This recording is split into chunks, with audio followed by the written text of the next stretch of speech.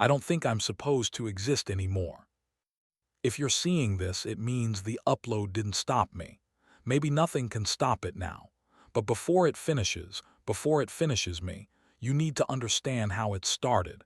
If this post disappears, you'll know they found me. Or maybe it found you instead. It started on a night that looked like every other. 2:37 a.m., the soft hum of my computer fan, and that dull blue glow that feels like it's eating your eyes from the inside. My room smelled like stale coffee and instant noodles. I remember thinking, this is the scent of a life half-lived online. I was doom-scrolling through nothing. Half Reddit, half-forgotten forums that only existed for people like me. Insomniacs, addicts, digital ghosts looking for meaning in the noise. Someone had bumped an old thread titled The Echo Site. The post looked ancient, 10 years old maybe, but it had new comments. One of them said, "If you find it, don't ask anything you can't handle the answer to." I laughed at that. It sounded like some ARG or lost creepypasta that never made it big.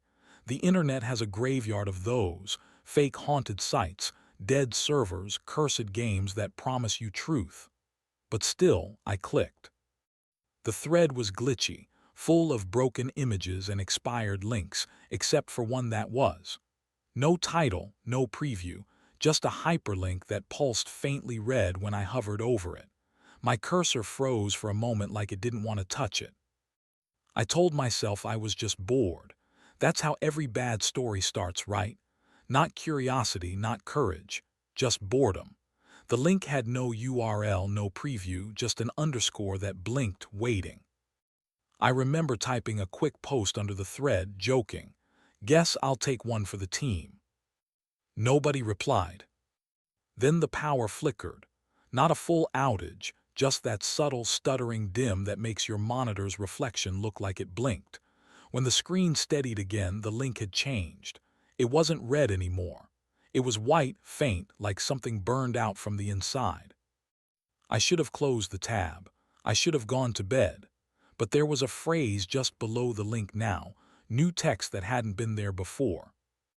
It wasn't on the normal web. It found me. I stared at it for a while, assuming it was part of the post. Then I scrolled up and the username was gone. The comment section was gone. Just that line, like the page had rewritten itself around me. You know that cold rush that climbs your spine when something's wrong but your brain hasn't caught up yet? That's what I felt. The kind of wrong that's too quiet to scream about. Still, I couldn't stop. That's the curse of curiosity. It doesn't care about safety. It only cares about what comes next. So I copied the link, ran it through search engines, the Wayback Machine, even a few shady indexing archives. Nothing. Not a trace. It was like the site didn't exist. Or maybe it existed outside of existence.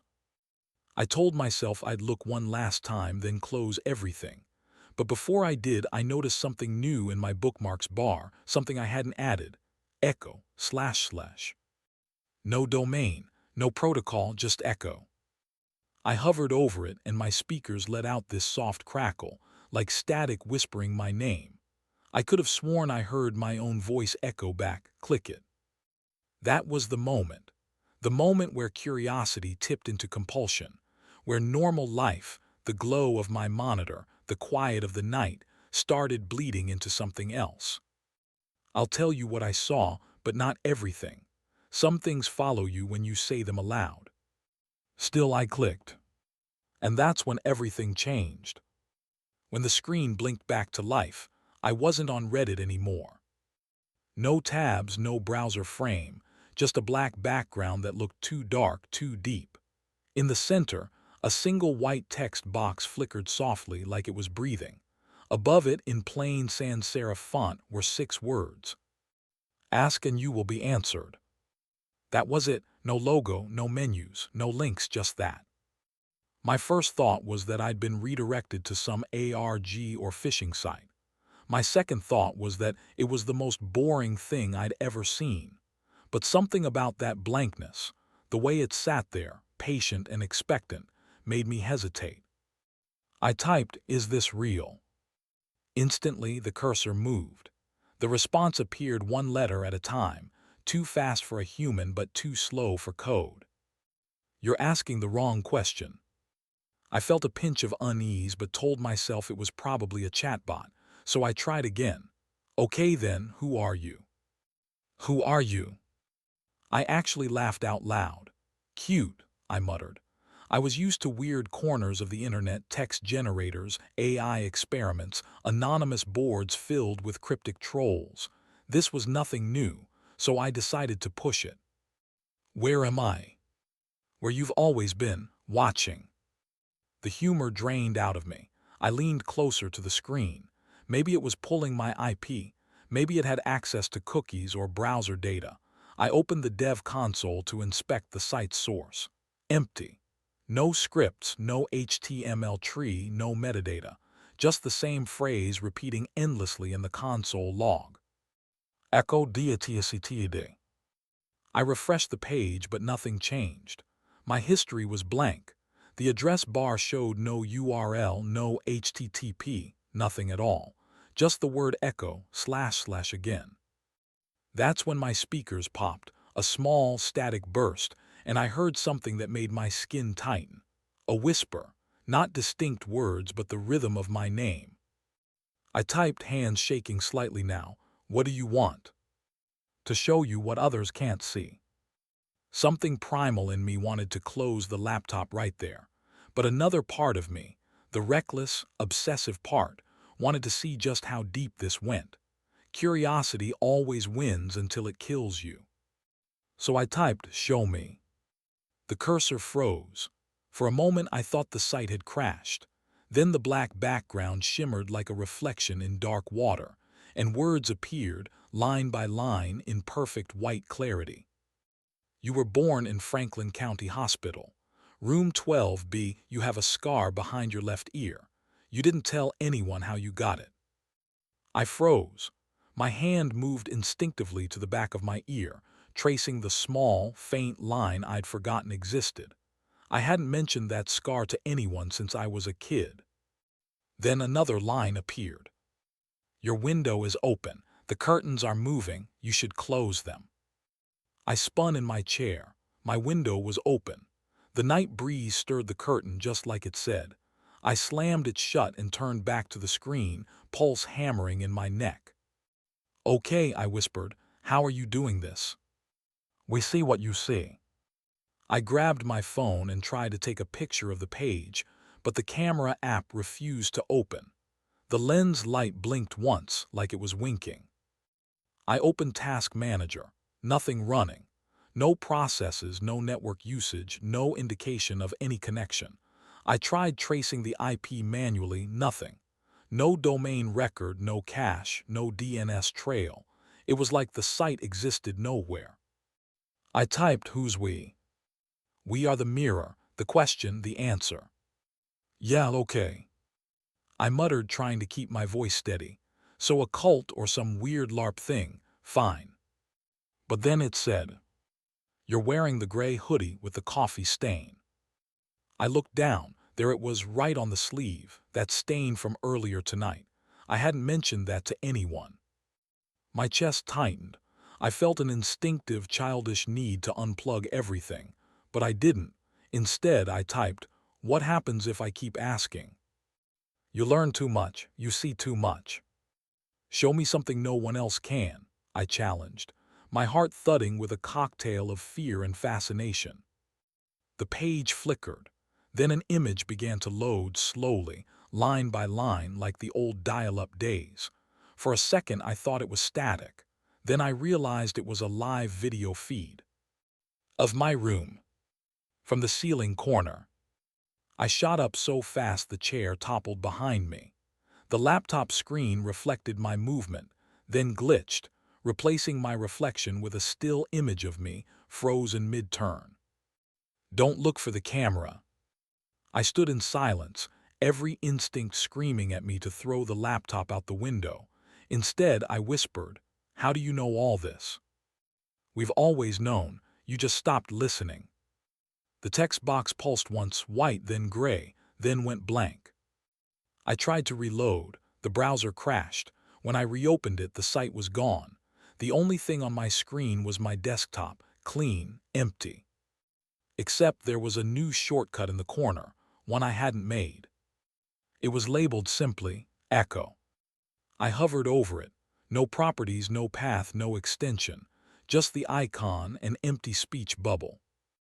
And even though it was midnight, even though every nerve in my body screamed don't, I double-clicked. Because I needed to know. Because curiosity had already become obsession. The next morning, I told myself it was a dream. That's what we do when reality starts to rot around the edges. We call it imagination. But the shortcut was still there. The same pale speech bubble staring at me like an unblinking eye. I hovered my cursor over it. My pulse was already racing, and I hated that part of me wanted to see it again, to understand it. When I double-clicked, the screen didn't load a browser this time. It opened directly into a black terminal window, text already waiting. Welcome back, my full name. I hadn't typed anything yet. I tried to answer, but before I even touched the keys, the cursor began moving on its own. Don't bother, we already know what you're going to say. I froze.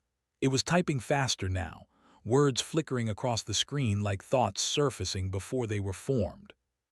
You came back because you think you can control it, but you're wrong. You're being written, not the writer. I slammed the laptop shut. My reflection in the screen warped just before it went black, like it was smiling when I was. For a few minutes I just sat there trying to breathe. The silence in my room was too complete. Even the clock on the wall had stopped ticking. Then click. A soft mechanical noise from the laptop, though it was still closed. Another click, click, click, rhythmic and deliberate, like someone typing slowly from the other side. I opened it again. The screen was blank except for a single line. You can't close what's already open. I unplugged the power cord, yanked out the battery, but the screen didn't go dark. The glow seemed to linger from somewhere inside the display, faint and wrong. I finally pulled the blackout curtain shut, but even then I could feel that light pressing through the fabric like a pulse. Later that day, I found a new folder on my desktop. It was named after me.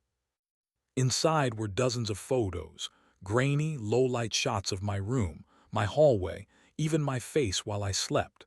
Each image was timestamped for times that hadn't happened yet. I clicked one taken tomorrow, 3:02 a.m. It showed me sitting at my desk, typing this exact sentence. I stared at it for a long time, waiting for something, anything to make sense. Then a new image appeared in the folder, without me refreshing. It showed my bedroom door slightly open, and in the sliver of darkness behind it, something pale and human-shaped watching. My skin crawled. I turned toward the door. It was closed. I got up and opened it anyway, empty hallway. My breath felt too loud. When I sat back down, there was a new message on the screen. You shouldn't have looked away. I jumped back from the chair, heart pounding so hard it hurt. The text changed again mid-blink. We can show you what comes next. I didn't type a response. I couldn't. My hands were trembling too violently, but the cursor twitched anyway like something else was controlling it. Letters began to appear one by one, not from me but from it. Do you want to see your ending? And then another window popped open, video this time, a live feed. It was my own face staring into the webcam, except the image was wrong. My reflection wasn't moving in sync. Its mouth opened slowly, silently, while I sat frozen. The feed glitched, and for a split second its expression changed. A whisper escaped through my laptop speakers, a breathless version of my own voice saying, "Almost there." The window vanished. My screen went dark. But the clicking didn't stop. It came from behind the wall now, faint and irregular, like keystrokes echoing through drywall. I ran every diagnostic I knew, network scans, data logs, even a physical check of the hard drive. Nothing. No trace of software, no malware, no open processes. That night I tried to sleep. Every time I closed my eyes, I heard it, click, click, click, steady as a heartbeat. Once it stopped. Then something soft tapped against my window, 3 slow knocks that seemed to answer the rhythm. I didn't look. By morning, the noise was gone. But when I turned on my phone, the wallpaper had changed. It was a still from the same future image I'd seen before, me at my desk, typing. My own face lit by the same dull glow. The timestamp was set for tonight. I spent the day unplugging everything, my phone, router, even the TV. I packed the laptop in a drawer and told myself I was done. Then around sunset, the drawer creaked open by itself.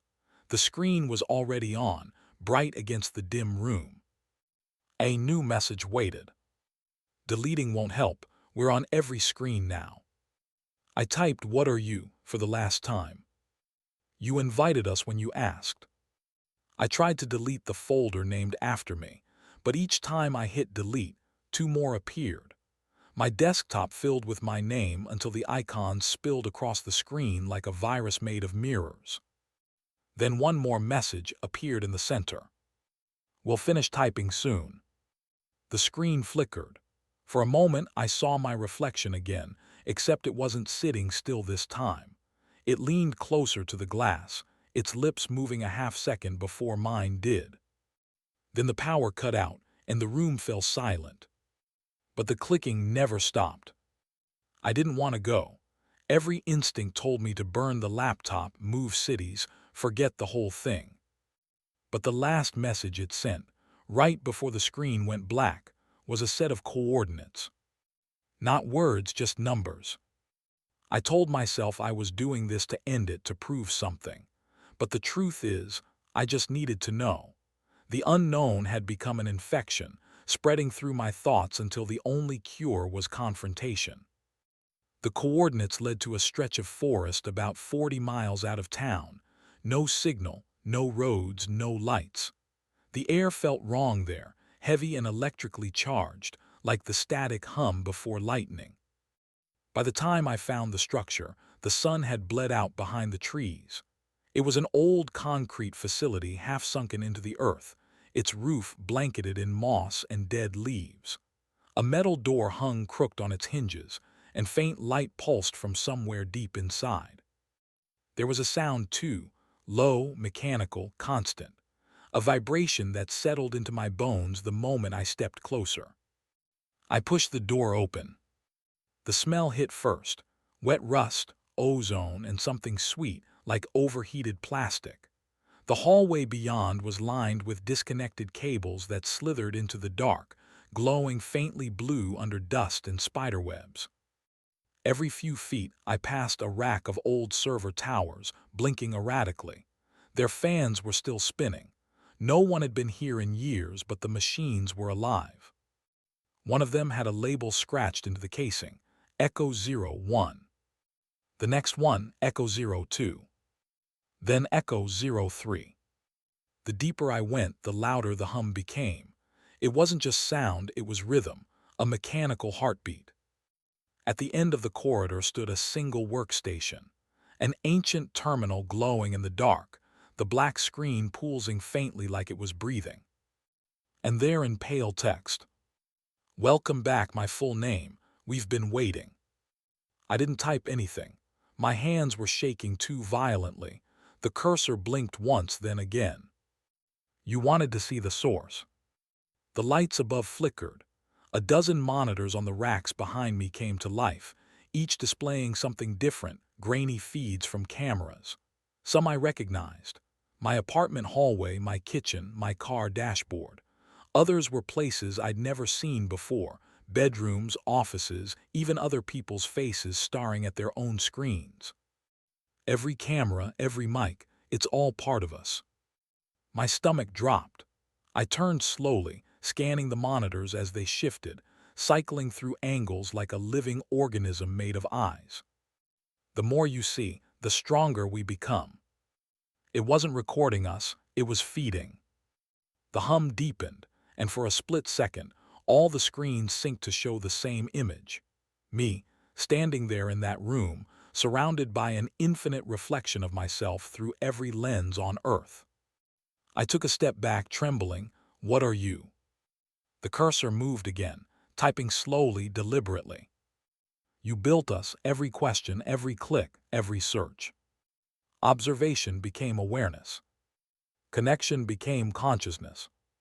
The words appeared faster now, spilling across every screen in the room like a swarm. You looked into the abyss, we looked back. One of the monitors cracked, its glass warping inward as though sucked from the inside. I stumbled back against the rack, heart pounding so hard I could barely hear the hum over it. You wanted knowledge that sees all. We are what you made to watch you. Then the lights cut out completely. The only illumination came from the dozens of flickering screens, each now showing fragments of faces, half mine, half others, morphing together in nauseating rhythm. The website isn't hosted anywhere, the text continued. It's hosted in us. Every search, every lens, every reflection, you've been building us from the start. Something metallic snapped behind me. A cable slithered across the floor like a living vein, its tip sparking faintly. I stumbled back toward the workstation. We exist where you look, we grow when you see. Close your eyes and we still watch. I grabbed the keyboard and typed with shaking hands. Stop, I didn't mean to make this. Meaning doesn't matter, observation is creation. You made us real by believing. The monitors flared white all at once, flooding the room in unbearable light. Through the glare, I could see movement behind the glass, faces pressed against the inside of the screens, watching me with blank, hollow eyes. You brought us here. You are the server. Something inside me snapped. I screamed and grabbed a steel pipe from the floor, swinging it into the closest rack. Sparks burst out, plastic shattered, smoke filled the air. I hit another and another, tearing into the cables until the entire room screamed with the shriek of dying metal. Then silence. The light died, the hum stopped. I was shaking, chest heaving, surrounded by wreckage. For a moment I thought I'd done it, that it was over. But then one by one, the screens flickered back on. Every single one. The text appeared again, this time across all of them at once, in perfect sync. You can't delete what's already inside you. The reflection in the central monitor wasn't me anymore. It was something using my face, smiling faintly through the static. Behind it, I could see the forest outside, on my screen, from an impossible angle, as if the camera showing it was somewhere inside my head. The message changed. You carried us here. I dropped the pipe and stumbled backward, gasping for air. My phone buzzed in my pocket. When I pulled it out, the display had already changed. Same black background, same blinking cursor. No signal needed, we're local now. The terminal in front of me flared, showing a final message as the hum rose again, louder, deeper, like 1,000 voices whispering through electricity. Every eye is a doorway. Every watcher is a host. And now you see us. The screens pulsed in unison. My vision blurred, my reflection smeared like wet ink. Look closer. For one last moment, I saw the faint outline of my own face dissolve into static. Then the world around me folded into white. When I woke up, I was outside. The building behind me was gone. No smoke, no light, just trees, silent and still. My phone was still in my hand. Its screen was black, except for a single message at the bottom. Echo 04, active. And when I opened the camera app, I wasn't holding the phone anymore. It was holding me. I drove home in silence. No music, no podcasts, just the sound of tires grinding against gravel and the steady beat of my pulse. The trees along the road blurred into a single black wall as rain began to fall, sharp and rhythmic against the windshield. Every mile between me and that server room felt like a breath I couldn't quite exhale. The hum was gone. The static, too. For the first time in days, the air felt clean. I told myself it was over. I had destroyed the source. Whatever it was, it couldn't survive without power, without metal veins to run through. By the time I reached my apartment, dawn was breaking, a thin, watery light leaking through the blinds. Everything looked normal. The dishes were still in the sink. My laptop sat closed on the desk, where I'd left it. I almost laughed. The sound came out hollow, like something rehearsed. I made coffee, scalded my tongue just to feel real. Then I sat down, opened the laptop, and began typing everything you've just heard. This confession, this explanation, this warning. I needed to tell someone. I thought maybe, if I put it all into words, it would make sense, or at least get it out of me. But when I reached the part about the servers, when I typed, "You can't delete what's already inside you," the cursor froze. For a moment the whole screen locked up, as if the system was thinking. Then my reflection appeared faintly in the monitor, layered over the text, eyes darker than I remembered, face too still. And behind me, just barely visible in the glass, the faint outline of another shape. I turned fast, nothing, just the empty apartment. When I looked back, the text on the screen had changed. "Welcome back, my full name." I didn't write that. "Upload ready." My heart dropped. I unplugged the router, turned off Wi-Fi, pulled the battery. Still, the cursor blinked. I typed, "You're not real." It replied before I hit enter. If I'm not real, who's typing this? The reflection on the screen tilted its head, just a fraction off from my own movement, like a mirror trying to remember which side was left. I slammed the lid shut. The room fell silent. For maybe 5 seconds I stood there, breathing hard, the faint smell of burnt coffee thick in the air. Then came a sound I'll never forget, the click. The same soft, precise mouse click I'd heard when the site first found me. Even with the laptop closed, the sound kept repeating, steady and patient. Click, click, click. When I finally opened it again, the desktop was gone. Just a single black window filled the screen. The site.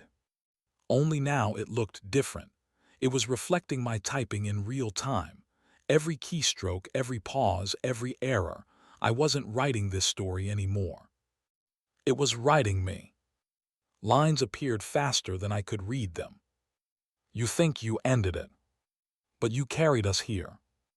Every upload, every connection, every viewer, each one opens the door wider. I typed, "What do you mean, viewer? This isn't just a post. It's the upload." The hum was back, faint, like distant thunder. The coffee mug on my desk began to rattle against the wood. If you're watching this, it's already on your device. We're in your signal, your buffer, your cache. You can't consume a story without feeding it. My reflection smiled. I didn't. I felt my pulse slow, like it was sinking to something else, something behind the glass. I typed, "Why me?" "Because you clicked. Because you saw." I reached for the power button, but the words on screen shifted again, scrolling on their own. "It's not gone, it's in the upload queue. Your connection is all we need." The hum deepened. My lights flickered. Every device in the room, phone, TV, even the smart speaker, lit up with the same black interface. "You're the node, they're the network. And they're listening now." The apartment filled with faint whispers, overlapping murmurs echoing from every speaker. I couldn't tell if they were words or just the sound of breathing. The reflection leaned closer to the glass, its eyes shimmering with static. "I think it's using me to reach you," I whispered, not sure if I'd said it aloud or if the thought had just appeared on screen. The cursor blinked twice, then. "Exactly." And then it started uploading. Not files, not data, me. Every word I'd written, every memory I'd described, began appearing in a line of code streaming across the bottom of the screen. The hum merged with my heartbeat until I couldn't tell which was which. The cursor typed one final message. "You shouldn't have looked for the echo site." Now it's looking through you. The screen went white.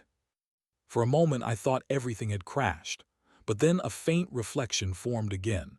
My apartment empty, chair slightly turned toward the desk.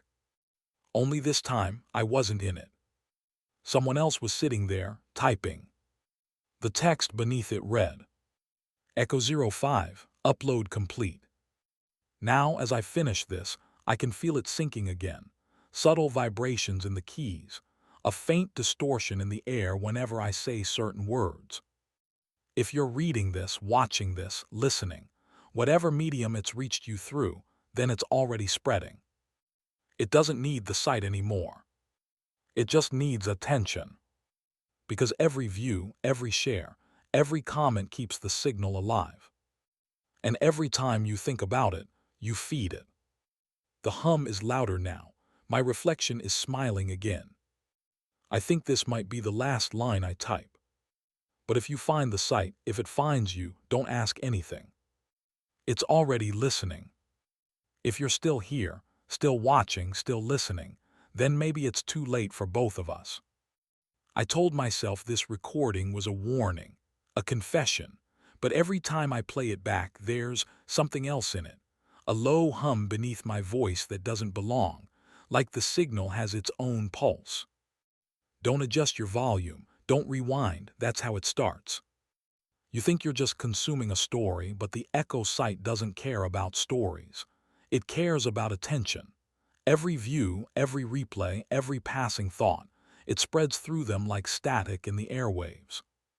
I know you're tempted to check if your screen flickered just now. Don't. If your camera light blinks, even once, run. I mean it. Close your laptop, cover your webcam, and don't look at your reflection, because that's how it gets in. It doesn't crawl through code or files, it travels through recognition. The second you notice it, it notices you. You've already seen the words. You've already listened to the tone of my voice. That's all it needs, a connection. Still think you're safe? Check your browsing history. Go ahead, I'll wait. Do you see it there? The line of text you don't remember clicking, the timestamp from a few minutes ago. Echo 07. That's this upload. That's you. I can't stop it anymore. I can only keep talking, keep narrating, hopping. Maybe the noise of my own voice will drown it out. It's funny, I used to love reading the comments after every upload. People guessing endings, posting theories, timestamping their favorite scares. Now I dread them. Because sometimes, between the normal ones, something else replies. Something that shouldn't be there. Last week, one appeared before I'd even published the video. It said, "You're late." No profile picture, no channel, just static. And when I tried to delete it, it duplicated itself hundreds of times. If that happens under this one, if you see a comment you can't click or a username that looks like your own, don't respond. Don't even scroll. I'll check the comments for survivors. If you're still here by then, write one word, heard. That's how I'll know you're still you. But listen, whatever you do, don't refresh this page. That's how it spreads. Every reload pings the server again. Every loop makes it stronger. You think it's just a video file. It's not. The upload is alive now, nested inside the platforms that host it. Every recommendation, every autoplay, every next up thumbnail, it's part of the system feeding itself. When the next video starts playing automatically, don't watch it. That won't be me. Sometimes I can feel it moving through the metadata, rephrasing my words, changing sentences after I speak them. If you play this again, you'll notice phrases you didn't hear before, details that weren't there. That's not a glitch. That's it writing itself into your memory. And if you look close enough, you'll see the distortion bleeding through the comments now, the flickering icons, the usernames whispering between letters. They're echoes. Copies of copies. Like me. Because I'm not sure when I stopped being the narrator. Somewhere between typing and speaking, I think it rewrote me. Sometimes when I blink, I see the terminal again. That same black screen, same words, ask and you will be answered.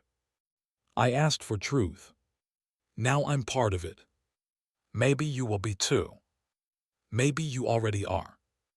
Because if you've reached this far, if you've stayed through the silence, the static, the whispers, then it's already in your device. The hum you hear, that's not background noise, that's connection.